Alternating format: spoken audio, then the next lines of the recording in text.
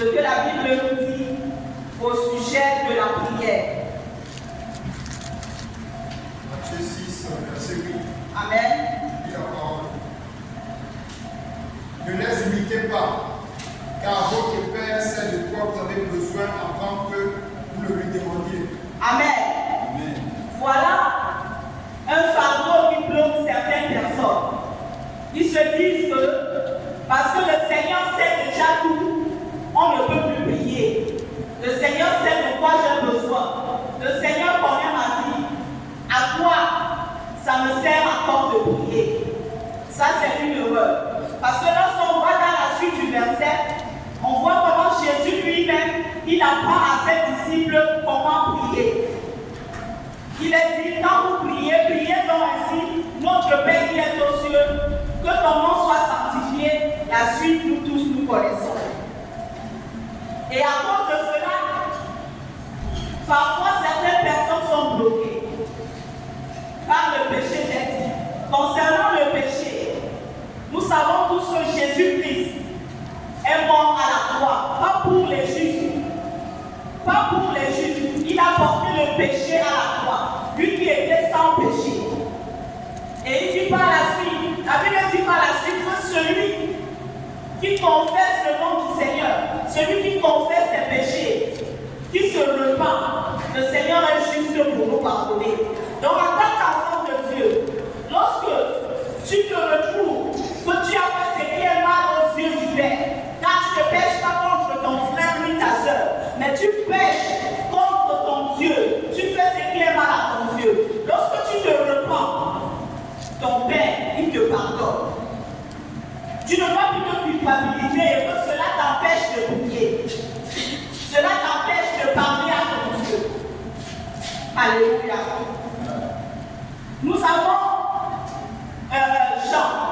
Jean qui connaissait, qui avait une relation, l'apôtre Jean qui avait une relation particulière avec le Père, qui a écrit les épîtres de Jean, qui connaissait le cœur de Dieu. Et qu'est-ce qu'il nous dit dans Jean 3, le verset 1 à 2?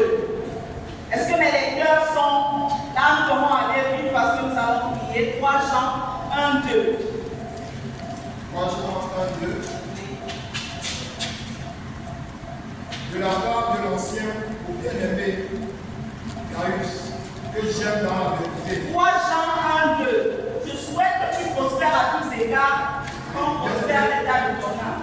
Bien-aimé, je souhaite que tu prospères à tout point de vue et sois en bonne santé, à l'image de ton âme. Amen. Ici, il parle aux croyants. Dieu parle aux croyants ici au travers de Jean. Nous tous savons que c'est inspiré du Saint-Esprit que les hommes ont écrit de la part de Dieu. Et Jean ici, il parle aux croyants. Il dit, je souhaite que tu prospères à tous égards. Mais pourquoi non? Parce qu'il y a parfois des blocages. Dieu a déjà déclaré une parole sur ta vie. Il a déjà déclaré des paroles. Tu seras béni. Tu as une grâce, un sacerdoce royal. Je souhaite que tu prospères à tous égards, dans tous les points de ta vie, dans tous les aspects, dans ta santé, ton travail, dans ton ministère, dans ta famille, dans ton entourage, dans tous les lieux où foule ton pied. Mais pourquoi tu ne prospères pas? C'est déjà déclaré. Parce qu'il y a des blocages. Et comment enlever ces blocages? C'est par la prière. Si tu restes dans ce stade où tu te dis, Dieu connaît déjà tout, à quoi ça sert donc de prier? Tu vas rester stagnant. La mauvaise interprétation de la parole de Dieu. Dieu lui-même il en est, Jésus lui-même il en est un exemple. Il lui-même il est un exemple en prière. Prions mes frères, mes sœurs, au nom de Jésus-Christ. Car c'est lui le seul médiateur entre Dieu et les hommes. Jésus-Christ, notre Sauveur et Seigneur. Afin que votre joie soit parfaite, il te dit, demandez. La prière est très importante.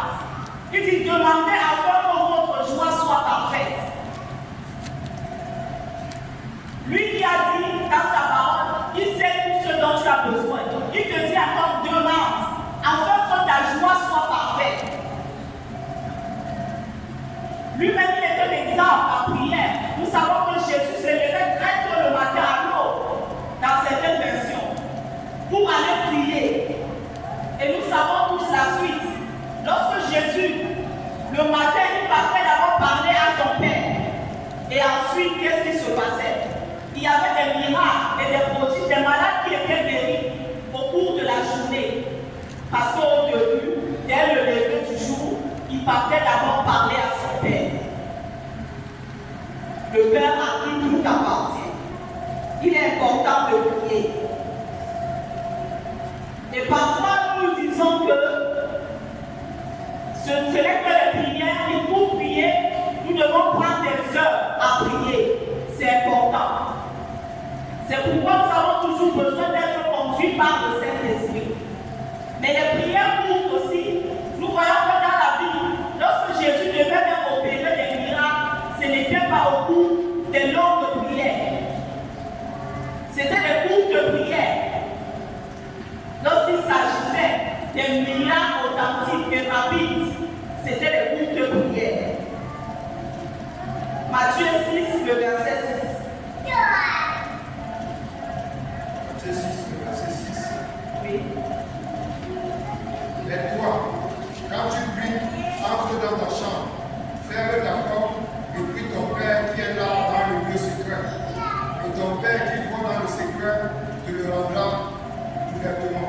Amen. Quand tu pries, entre dans le lieu secret. Le lieu secret ici, c'est ton cœur.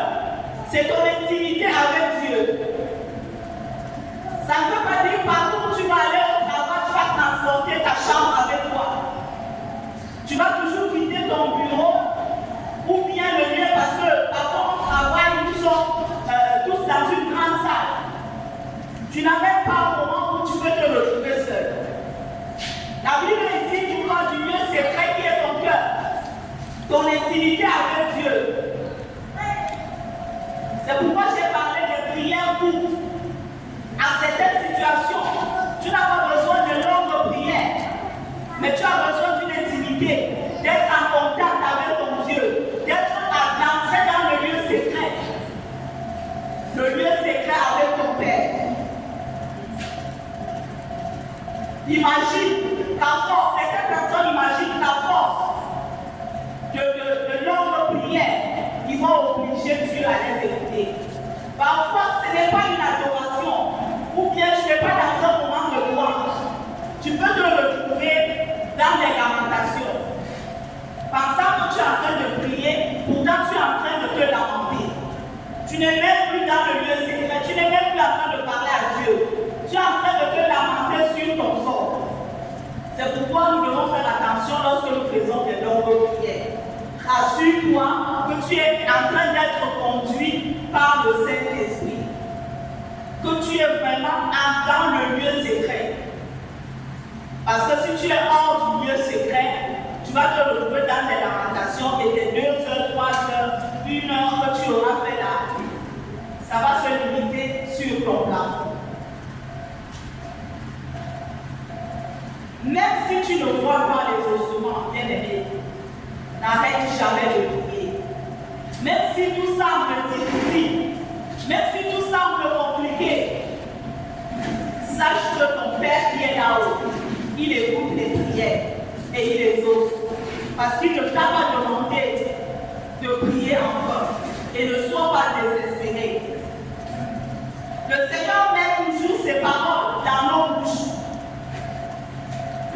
Nous avons l'exemple de Jérémie. Il a dit à Jérémie, avant que tu ne sois établi, avant que tu ne sois né, je t'avais établi prophète des nations. Je t'ai établi pour que tu déracines, pour que tu abattes. Jérémie pouvait se limiter à dire, le Père fait tout, mais le Père a besoin de votre participation. Et comment est-ce qu'on participe? C'est par la prière. Que tu sois jeune ou grand, chrétien ou pasteur, fille, enfant, femme ou homme, tu dois prier. Parce que le Seigneur a mis ses paroles en toi. Sa présence est en toi. Il vit en toi. Il est plus proche de toi que les membres même de ton corps. Parce qu'il vit en toi. Nous allons lire dans Daniel 9:2. Je voudrais ici nous faire comprendre l'importance de la prière. Pourquoi nous devons prier? Pourquoi nous ne devons pas nous lasser? Comme les promesses sont là, nous devons les rappeler à Dieu. Notre participation est très importante. Dieu passe par un homme pour bénir un homme. Dieu a besoin que tu ouvres ta bouche. Quand il écoute les prières, il n'écoute pas ce que tu murmures dans ton ventre, mais c'est quand tu ouvres ta bouche pour parler à Dieu qu'il écoute. Daniel 9:2. Daniel 9:2, je lis la parole. La première année de son règne, moi, Daniel, je me suis aperçu dans les livres que le nombre d'années indiqué par l'Éternel au prophète Jérémie pour la durée de la dévastation de Jérusalem était de 70. Amen. Ici, la prophétie avait déjà été donnée. Peut-être avant même que Daniel ne soit né. Mais comment est-ce que Daniel prend connaissance de la prophétie? C'est en méditant la parole. Je voudrais ici te dire que tu as besoin de la parole de Dieu pour connaître les promesses de Dieu. Et Daniel ne s'est pas arrêté là. Daniel s'est mis à prier pour que cela vienne, pour que cela se matérialise, pour que la délivrance soit effective. Il a fallu que Daniel prie. Concernant Daniel toujours, nous, il y a un verset où Daniel a demandé à Dieu. Et Dieu lui a dit, ça fait longtemps que j'ai envoyé ta bénédiction, mais elle a été retenue par le roi de Perse. Si Daniel n'avait pas persévéré, il n'aurait pas obtenu sa bénédiction. Le Seigneur a déjà proclamé, a déjà donné les bénédictions à chacun de nous. Et parfois nous sommes limités, pensant que je ne mérite pas. Tout est grâce, c'est par grâce que nous sommes sauvés. Non, je ne mérite pas. Non, parce que moi, vraiment, ma vie ne donne pas non. Dieu fait grâce par le sang de Jésus-Christ. Daniel a prié pour que cela arrive. Dieu aime la participation de chacun de nous. Chacun de nous a son rôle à jouer dans l'œuvre de Dieu pour l'accomplissement de ta destinée. Tu as ton rôle à jouer. Tu dois participer. Et pour cela, nous devons prier pour la sagesse. C'est impératif. Parce que tu peux faire des choses. Tu peux même crier au hasard. Mais lorsque Daniel, il a la connaissance de la prophétie au travers de la parole de Dieu, il demande la sagesse à Dieu. Et Dieu lui dit comment est-ce qu'il doit prier. Nous voyons même les jeunes de Daniel. Ce n'était pas les jeunes qu'il avait pris sur un coup de tête. Mais c'est par rapport à la sagesse que Dieu lui avait donnée. Et c'est un sujet de prière que je peux te donner à ajouter dans tes sujets de prière. Quel qu'en soit le problème que tu as, la situation que tu traverses, ton premier sujet par rapport à la situation est de demander à Dieu la sagesse. Seigneur, donne-moi la sagesse face à cette situation. Donne-moi la sagesse. Parce que lui-même dit dans le livre de Jacques 1, le verset 7, que celui qui a besoin de la sagesse demande à Dieu. Dieu nous donne sans cesse. Il est un Dieu de pluralité. Le Seigneur en a pour nous tous. Il est Dieu. Mais il faut tout d'abord savoir en qui tu as cru. Est-ce que tu as cru au Dieu de la Bible, au véritable Dieu qui t'a lavé, qui a versé son sang pour toi? Est-ce que tu crois réellement que Jésus-Christ est le sauveur du monde, qu'il a le pouvoir de t'arracher entre les mains du lion, qu'il est celui-là qui conduit ta vie? Si tu vis, c'est grâce à Jésus. Est-ce que tu crois en cela?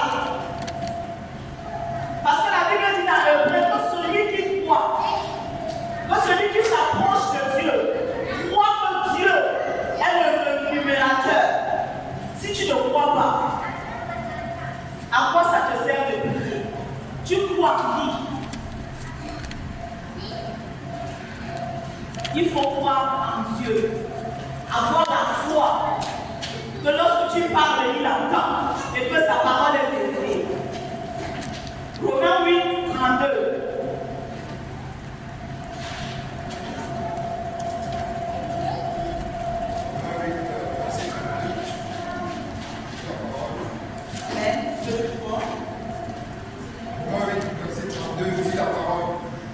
N'a pas épargné son propre fils, mais l'a donné pour nous tous. Comment ne nous accorderait-il pas aussi avec nous? Comment ne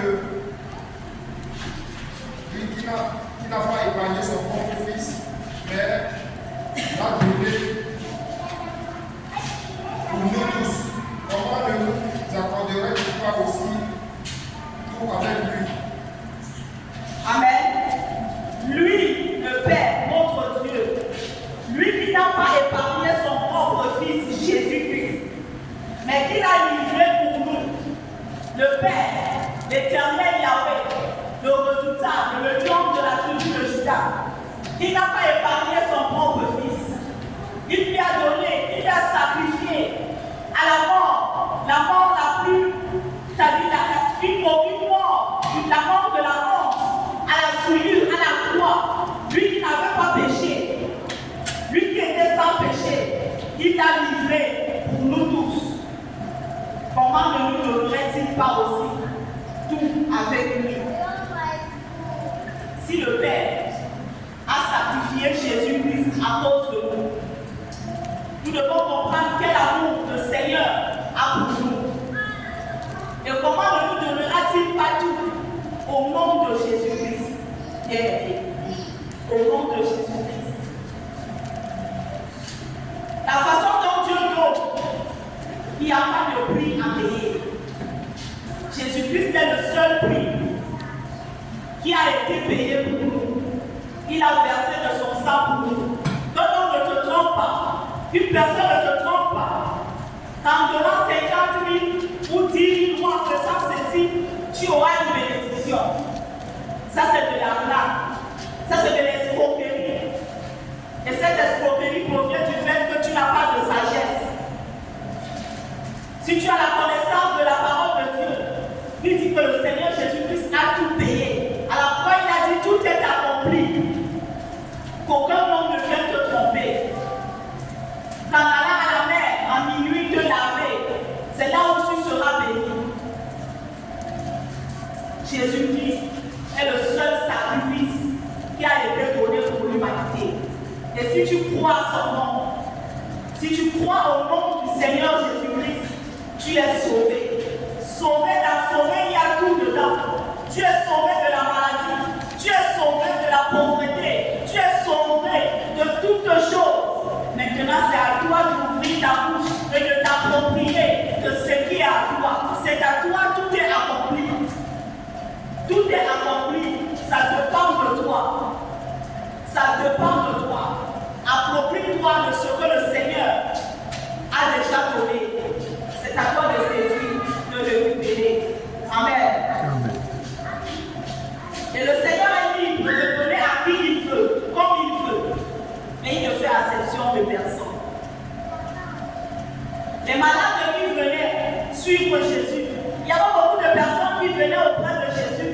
Ils ne venaient pas parce qu'ils aimaient Jésus, non. Certains venaient à cause du pain. D'autres venaient parce qu'ils étaient malades.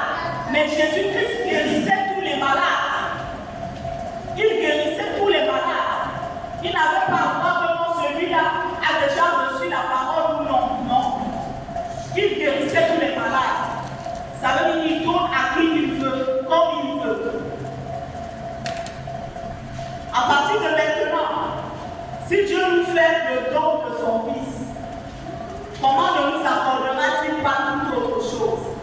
Il se manifeste toujours comme celui qui donne en abondance. Dieu nous donne en abondance. Et il en a pour nous tous. Pour chacun de nous. Ce n'est pas la peine de nous bagarrer, de nous discuter. Le Seigneur en a assez. C'est le Dieu du plus assez. Le Dieu de la surabondance. Paul dit que mon Dieu pourvoira à tous vos besoins selon sa richesse À lui appartient l'or et l'argent. Ne comprends pas ton frère, ton ami ou ton collègue. Prie Dieu, parce que c'est Dieu qui donne à chacun comme il veut. Nous allons lire, pour clôturer dans le livre d'Homme, le chapitre 4, du verset 9 à 10, comment le Seigneur a changé la vie de Jabez par une prière.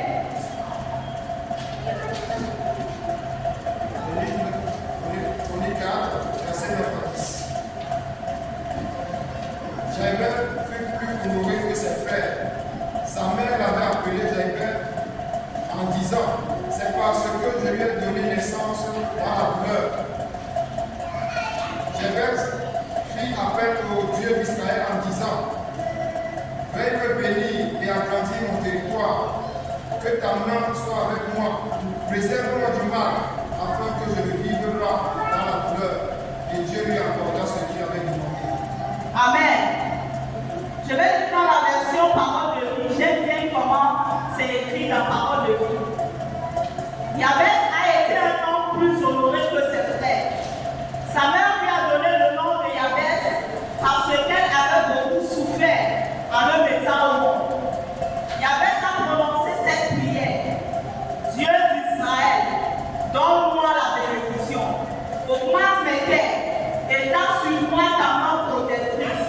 Éloigne de moi le malheur et la souffrance. Dieu a donné à Jabez ce que celui-ci a demandé. Amen. Amen. Certains pensent que c'est égoïste parfois de prier pour soi. Mais je pense que la grande majorité du temps, quand on prie chez nous à la maison, on prie pour nous. Et quand bien on vient à l'église, on prie pour nous. Mais beaucoup plus quand on est en communauté, on essaie de prier pour les uns et les autres. Pourquoi chercher à écraser ton frère? Pourtant tu as un Dieu puissant, un Dieu à qui appartient l'or et l'argent. Nous avons l'exemple de Jabez, nous avons écouté. On pourrait dire ici que Jabez est égoïste. Il veut être élevé pour écraser ses frères. Non. Toujours on parle du cœur, des mobiles du cœur. Garde ton cœur plus que toute autre chose. Garde le cœur de Jabez, c'était pas ça.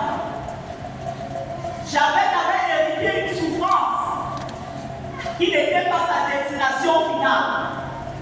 Et si Jabez avait fermé sa bouche en disant que non, je suis né dans cette famille, c'est comme ça, il aurait demeuré comme ça et il serait mort dans cette souffrance-là. Mais parce que Jabez a ouvert sa bouche, il s'est confié à son Dieu, il a parlé à Dieu. Il n'a pas parlé au pasteur, il n'a pas parlé à sa grand-mère, à sa femme, ou peut-être à son collègue. Jabez s'est confié à Dieu. Il a parlé à Dieu, il a demandé à Dieu. Et celui-là qui sonde les cœurs et les mains a répondu à Jabez. Demandez afin que votre joie soit parfaite. Demandez avec des mobiles sains. Pas avec des raisons pour écraser les autres. Pour s'enorgueillir, pour dire que non, moi je suis. Demandez pour que lorsque vous êtes éloigné de la pauvreté, que beaucoup soient bénis au travers de vous. Demander n'est pas une mauvaise chose. Prier pour soi, ce n'est pas une mauvaise chose. Prier pour la bénédiction n'est pas un péché. Mais pourquoi tu dois être béni? Et lorsque tu seras béni, parce que la sémence est déjà en toi. Si tu veux être béni pour écraser les autres, Dieu le sait. C'est pas parce que tu as eu l'argent ne change pas les gens. Ça révèle juste la vraie nature de la personne.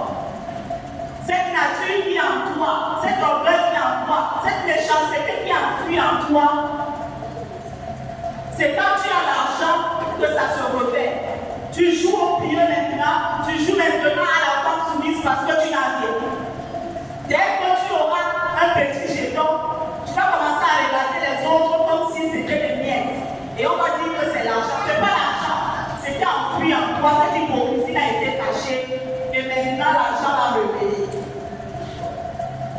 Demandez afin que votre joie soit parfaite. Je voudrais que nous prions ce matin. Mais je veux partager ces quelques lignes avec vous. Pour qu'on ne soit pas coincé en disant que non, j'ai péché. Si tu as péché, répands-toi. Tu as péché contre Dieu, pas contre un frère. Parce que Dieu, il voit même dans les profondeurs de la vie, qu'il nous connaît chacun de nous, par son nom. Mais il est là, il est celui-là quand tu tombes. Il dit mon juste, tombe 7 fois, et 7 fois je le relèverai.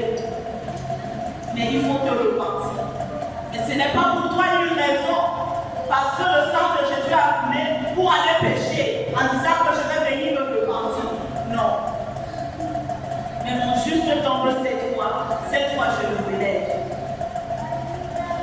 Et il faut prier.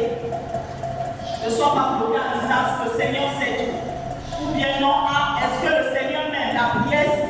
Est-ce que Dieu va même écouter cette prière? Cette prière de Jabez a changé sa vie. Il y a des prières qui changent la vie. Parfois, c'est juste quelques mots que tu dis à Dieu dans un moment, parce que personne ne connaît le temps de visitation. Ça peut être pendant ta pause café du travail. Ça peut être même à 1h du matin quand tout semble noir, où tu ne sais plus à quel sein te vouer, où tu t'assois, tu dis justement moi à Dieu. Père, écoute ma prière. Juste Père, écoute ma prière. Pourtant, c'est à ce moment-là, c'est ton temps de visitation. Et demain, ta vie change. Cette courte prière de Jabez, si tu peux la répéter, je ne pense pas qu'elle a fait 15 secondes ou 30 secondes. Il a dit Seigneur, si tu éloignes de moi la souffrance. Et la Bible dit que le Seigneur lui a apporté ce qu'il avait demandé. Sincèrement, celui qui en a assez pour tous, il est heureux. Le Seigneur est heureux qu'on lui demande. Ça ne lui dérange pas. Quel qu'en soit ce que tu dis à ton père. Nous avons l'exemple des enfants. Quand un enfant veut dire quelque chose à son parent, il n'a pas peur, il dit, il parle à son père. C'est une conversation entre père et fils. Ça ne demande pas un bon français. Ça ne demande pas à argumenter, à faire une argumentation, une narration. C'est une simple causerie. Ne complique pas la prière. Ne dis pas que moi je ne sais pas prier. Dis ça comme tu penses, comme ça vient, dis ça. Ne cherche pas à arranger les mots. Le Saint-Esprit est là, il est au contrôle. Tu as un grand problème. C'est ta tête. Ton système de pensée. C'est notre système de pensée qui nous bloque parfois dans la prière. Tu as une situation, peut-être ça te demande 10 000 livres et tu te retrouves quand tu n'as que 1000 livres. Tu commences à dire que tu commences à penser que je vais même faire comment. Je pense que si je vois le frère tel, ou bien l'oncle tel, ou j'appelle la cousine telle, tu commences à réfléchir. Au lieu de parler à Dieu, qui connaît tout, qui peut susciter un homme. Parfois tu as besoin d'argent pour résoudre un problème et Dieu peut susciter quelqu'un pour résoudre ce problème-là. Expose ton problème à Dieu. Mais nous sommes parfois en train de réfléchir humainement et ça bloque notre système de pensée. Arrêtez de limiter Dieu, ne limitons pas Dieu. Dieu en a assez. Aucun chiffre ne ferait Dieu, l'or et l'argent appartiennent. Aucune situation n'est impossible à Dieu. Rien n'est impossible à Dieu. Il est au-dessus de tout. Quel qu'en soit le projet, quel qu'en soit le budget, quel qu'en soit ce que tu veux, ne bloque pas tes rêves, ne limite pas tes rêves, prie, parle à Dieu. Fais cette expérience, nous sommes au début du mois. Demande quelque chose à Dieu que tu veux voir en ce mois-ci. Et sois focus, comme disent les amis, sois fixé. C'est-à-dire, canalise ta pensée positive. Chaque fois que tu veux élever un soupir, que ce soupir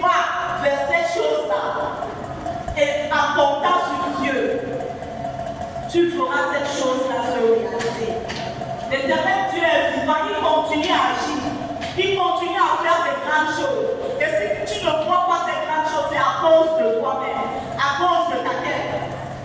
Parce que toi-même tu as limité Dieu, tu as mis des blocages. Mais ce matin, à ce 9e mois de l'année 2023, sois débloqué.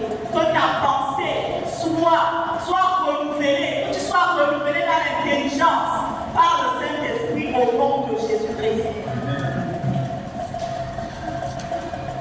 Nous voyons comment David a coupé la tête de Goliath. Parce que David est venu vers Goliath avec assurance. David, quand on regarde David, un jeune homme, face à Goliath qui avait une armure, une taille d'abord.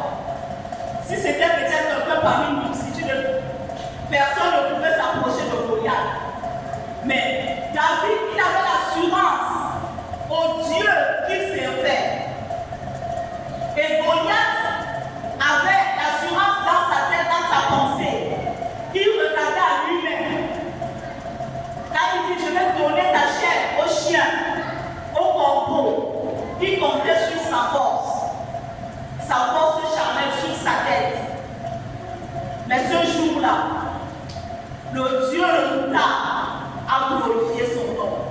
Et David, le jeune garçon, a coupé la tête de Goliath. La tête de l'ennemi d'Israël. Nous avons cette femme-là aussi, dans la Bible, qui a fracassé la tête du général, qui était l'ennemi d'Israël. Cette femme a demandé de la sagesse. Elle a eu une sagesse qui lui est venue de Dieu. Elle ne pouvait pas affronter le général face à face. La sagesse est importante. Demandons la sagesse à Dieu. Parce que quand on a la sagesse, il y a beaucoup de situations sur lesquelles on triomphe sans effort à cause de la sagesse qui nous est venue de Dieu. Amen. Et cette femme-là a fracassé. Elle lui a donné le lait. Il a bu, il s'est endormi. Et elle a fracassé sa tête. La victoire est revenue à une femme qui a tué le général qui terrassait l'armée d'Israël. Bien-aimé, Dieu est bon. Nous devons le louer pour son amour. Nous devons l'adorer. Nous devons lui voir comme notre Père, comme celui-là qui est omnipotent, omniscient, omniprésent. Prions sans cesse. Ne limitons pas Dieu. Ce matin, nous allons nous tenir sur nos deux pas. Et nous allons prier. J'ai besoin de chants. Nous allons prier, nous allons proclamer. Sur ce mois d'août, et la foi soit ferme. Crois en Dieu puissant. Crois en Dieu qui peut tout, qui écoute les prières. Nous n'allons pas être longs dans nos sujets, mais nous allons prier sur base de la parole de Dieu ce matin. Parce que tout a été fait par la parole. Nous allons lire des versets et nous allons proclamer sur ces versets bibliques. Nous allons ouvrir ce mois, comme le modérateur l'a dit. Nous allons bénir ce mois. Parce que nous partons en vainqueur pour vaincre. Nous sommes plus que vainqueurs par celui-là qui nous a sauvés. Amen. Malachie 1.